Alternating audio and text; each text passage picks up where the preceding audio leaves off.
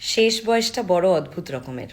বয়স হয়ে গেলে তো মানুষ বাচ্চা হয়ে যায়, কিন্তু একটা বাচ্চার মতো ভালোবাসা পায় না, যত্ন পায় না, গুরুত্ব পায় না, পায় শুধু অবহেলা। শেষ বয়সের সঙ্গী আসলে টাকা পয়সা সয় সম্পত্তি কিছুই না। শেষ বয়সের আসল সঙ্গী কথা বলার মতন দুটো মানুষ। দুটো কথা বলার জন্য আমরা তখন একটা মানুষ খুঁজে বেড়াই, দুটো লোক খুঁজে বেড়াই। এই বয়সটায় নিজের ইচ্ছে মতো একটা কাজ করার আগে আমরা 10 বার ভাবি, ভয় পাই যে এই বোধহয় ছেলে মেয়ের কাছে বকুনি খেতে হবে। মানুষগুলোর একটু গান শুনতে ইচ্ছে করলেও মনে হয় বাবা, আমি এত জোরে গান শুনবো, নাতি নাতনির বোধহয় পড়াশোনায় অসুবিধা হবে, ছেলের বউ হয়তো কিছু বলবে। ছেলে মেয়ে কাজের থেকে এসছে, তারা কি দেখবে, বরং টিভি রিমোটটা ওদের কাছেই থাক, আমি না হয় নাই বা দেখলাম। খাবার টেবিল যতই সাজানো গোছানো থাক না কেন, চব্যচস্য খাবার থাক না কেন, তবুও যখন সবাই নিজেদের মধ্যে ব্যস্ত থাকে, কেউ ফোন নিয়ে, কেউ টিভি দেখছে, দুটো কথাই হচ্ছে না খাবার টেবিলে বসে, তখন আর খাবারটাও খেতে ইচ্ছে করে না তাদের।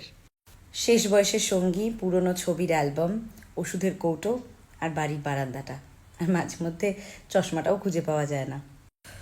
মোবাইলে কিভাবে কি দেখতে হয় সেটাও আমাদের বুড়ো মানুষগুলোকে শিখিয়ে দিতে বিরক্ত লাগে। তারা মোবাইলটা এনে কিছু জিজ্ঞেস করলে বুঝিয়ে দিতে আমাদের ধৈর্য থাকে না। ব্যাংকের বইটা আপডেট করে এনে দিতে বললে আমাদের কর্মব্যস্ততা বেড়ে যায়। বড়দের ছোটোখাটো কাজগুলো করে দিতে ছোটদের সময় হয় না। চশমার পাওয়ারটা বদলাতে বললে এই তো আজ দিচ্ছি কাল দেব করে করে আমরা ভুলেই যাই।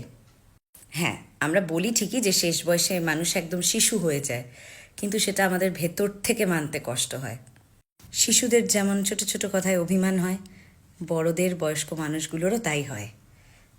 ছোট ছোট কথাগুলোও তাদের মনে খুব জোর লেগে যায়। হ্যাঁ, এটা ঠিক, বাচ্চারা ঠোঁট ফুলিয়ে কাঁদতে পারে, কিন্তু বুড়ো মানুষগুলো সবার আড়ালে গিয়ে চোখের জল ফেলে। একটা বয়সের পর আর কোথাও ঘুরতে যাওয়া হয় না, তখন বাড়ি পাহারা দেওয়াটাই একটা ডিউটি হয়ে দাঁড়ায়। কোথাও ঘুরতে যাওয়ার সময় বাড়ির বয়স্ক মানুষগুলো বাড়ির বাকি মানুষগুলোর কাছে বোঝা হয়ে ওঠে। বয়স্ক মানুষগুলোকে রঙিন জামা কাপড়ের সাথে নিজের শখ আহ্লাদগুলোকেও আলমারির তাকে তুলে রাখতে হয়। বাড়িতে একা থাকলে কেউ একটা ফোন করে খবরও নেয় না যে শরীর ঠিক আছে তো। নিজের সন্তানকে নিজেরই আর শাসন করার অধিকার থাকে না, উল্টে শাসনের পাহাড় এসে পড়ে এই বয়স্ক মানুষগুলোর ওপর। আসলে শেষ বয়সের মানুষগুলো হয়তো শেষ হওয়ারই অপেক্ষা করছে। হ্যাঁ, তবে সবাই যে বাড়ির বয়স্কদের অবহেলা করে তা ভুল। প্রচুর ভালো মানুষের জন্য শেষ বয়সটা মানুষের কাছে প্রিয় হয়ে ওঠে। তাই মন থেকে শ্রদ্ধা করি তাদের, যারা ঠাকুমা দাদু বাবা মা বয়স্ক মানুষগুলোকেও ফুলের মতো রাখে। শ্রদ্ধা করি তাদের যারা ছোট থেকে যে বড় হলাম, এই বুড়ো মানুষগুলোর আমাদের জীবনে যে অবদান, সেগুলোর ঋণ একটু হলেও শোধ করার চেষ্টা করে তাদের ভালো রেখে। স্যালিউট জানাই তাদের যারা আজও বাড়ির বড়দের সাথে নিয়েই ঘুরতে যায়। কুর্নিশ তাদের যারা একদিন বন্ধুদেরকে সময় না দিয়ে, বন্ধুদের সাথে আড্ডা না মেরে, বরং বুড়ো মানুষগুলোর সাথে বাড়িতে থেকে গিয়েই সুন্দর একটা সন্ধ্যা কাটায়। নেটফ্লিক্স অ্যামাজন না দেখে সেই বুড়ো মানুষগুলোর ভালো লাগবে বলে তাদের প্রিয় চ্যানেলটা নিজের অনিচ্ছা সত্ত্বেও বসে বসে তাদের সাথে দেখা।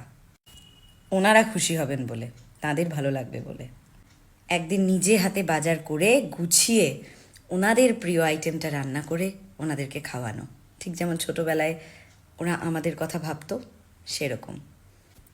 ভালো থাকুক তারা, পুরনো মানুষগুলোকে নতুনের মতো রেখেছে যারা।